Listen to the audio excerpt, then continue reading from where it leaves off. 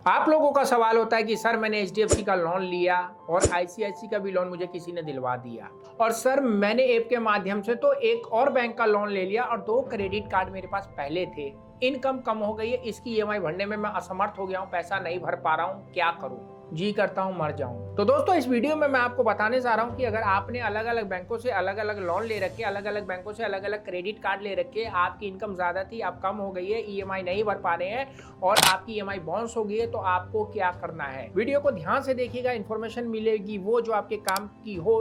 Video को अंत तक देखने के बाद चैनल को सब्सक्राइब भी करिएगा। चलिए स्टार्ट करते हैं। मैं हूं अब्दुल और आप देख रहे हैं।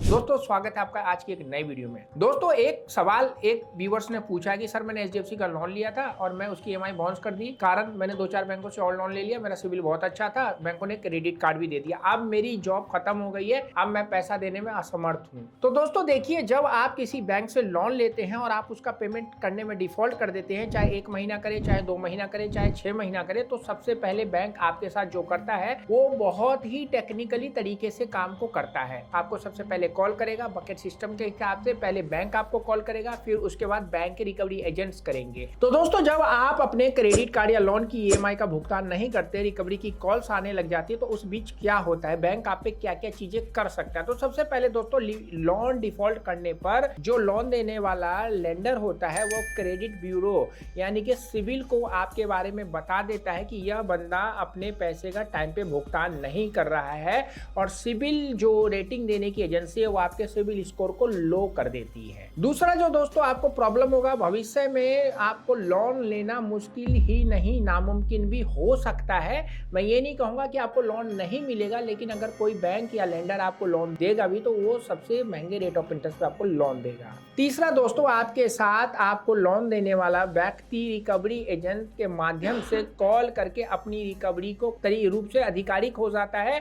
वो आपको कॉल करा के अपने पैसों की वसूली कर सकता है। वसूली के चरण में वो आपके घर पे भी आ सकता है आपसे अपॉइंटमेंट लेके। दोस्तों जो भी आपने लोन या क्रेडिट कार्ड लिया है उसके ऊपर आपका ओवर लिमिट चार्ज और कंपाउंड इंटरेस्ट लग के वो पैसा जो आपका 1 लाख रुपए है गारंटी के एग्जांपल के तौर पे, वो कब 2 लाख कब 4 लाख हो जाएगा आपको पता भी नहीं चलेगा। अगर आप घर या वाहन जैसे सुरक्षित लोन लेते हैं तो उसकी ईएमआई का भुगतान न करने पर आपको बहुत सारी परेशानी का सामना करना पड़ सकता है, और बैंक लोन रिकवरी के रूप में आपके घर को, गाड़ी को जब्त भी करके नीलाम कर सकती है।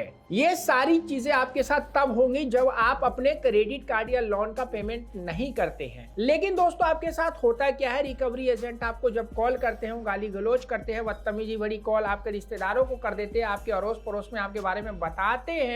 ये सारी चीजें क्या होनी चाहिए? तो दोस्तों इसका जवाब है ना। आपके साथ कोई भी रिकवरी एजेंट सरासर गलत तरीके से रिकवरी नहीं कर सकता है। रिकवरी करने के लिए आरबीआई ने कुछ तौर तरीके बना रखे हैं और आप उन तौर तरीके से उन चीजों को फॉलो करते हुए सेटलमेंट करा सकते हैं। लेकिन दोस्तों आज आपका जो सवाल था, सवाल ये था कि मल्टीपल लोन लिया है उसका पेमेंट ना करूं तो क्या हो सकता है? तो दोस्तों देखिए, सबसे पहले अगर आपने मल्टीपल लोन लिया है और आप चाहते हैं कि मैं इसका पेमेंट ना करूं, तो दोस्तों मैंने जैसे आपको बताया कि रिकवरी की टीम आपको परेशान करती है, लेकिन अगर आप चाहते हैं कि आप इसको खत्म करें तो दोस्तों खत्म करने के 2 तरीके हो सकते हैं। आप अपने लोन को लोन कंसोलिडेशन के माध्यम से एक करके आप सिंगल ईएमआई बना के आप इन चीजों को खत्म कर सकते हैं। दूसरा तरीका दोस्तों यह होता है कि आप चाहें तो आप बैंकों को, नोडल ऑफिसर्स को मेल लिख के अपने लोन और क्रेडिट कार्ड के बिल का मोरेटोरियम कर सकते हैं। तीसरा तरीका दोस्तों यह होता है कि आप उसको सेटलमेंट कर सकते हैं जब आप मजबूर हैं, आपके पास रोटी कपड़ा और मकान का इंतजाम नहीं हो रहा है, बैंकों की ईएमआई आप कहां से देंगे? तो दोस्तों सेटलमेंट का ऑप्शन बेस्ट ऑप्शन होता है, और सेटलमेंट के प्रोसेस में जाने से पहले आपको कुछ चीजों को करना होता है। क्या कहा जाता है और क्या किया जाता है आपको नहीं पता है तो इस वीडियो को बना रखा है, आई प्ले बटन में जाकर देखिए, आपको चीजों के बारे में समझ में आ जाएगी। सेटलमेंट के प्रोसेस में दोस्तों सबसे पहले आप बैंकों को अपनी परेशानी भरा मेल लिखते हैं, एविडेंस लगाते हैं कि आपकी जॉब छूट गई है, आप बीमार हो गए हैं, आपका इलाज चल रहा है, आपके साथ धोखाधड़ी हो गई है, तो बैंक आपके मौजूदा हालात को देखते हुए कुछ ना कुछ करने की आपके लिए कोशिश करेगा। लेकिन अगर नहीं करता है तो दोस्तों 6 महीने के बाद आपका जो लोन या क्रेडिट कार्ड का बिल होता है वो एनपी हो जाता है, नॉन परफॉर्मिंग एसेट, और फिर वो सेटलमेंट करवा के आप उसे खत्म कर सकते हैं। कम से कम में सेटलमेंट कैसे होता है, बैंक सेटलमेंट क्यों करता है, आपको अगर नहीं पता तो इस प्लेलिस्ट को जाके देखिएगा, आपको बहुत सारी इंफॉर्मेशन मिलेगी। तो दोस्तों अगर आप लोग लोन डेट ट्रैप में फंसे हैं, कर्जा देने में आपको लग रहा है कि मैं इससे को पे नहीं कर पाऊंगा, रिकवरी एजेंट कॉल कर करके आपको परेशान कर रहे हैं, आपका जीना दुभर कर रखा है, खाते पीते उठते सोते आपको कॉल आ रहा है बैंकों का, काम पे आपका दिमाग नहीं लग रहा है, तो आप हमारे माध्यम से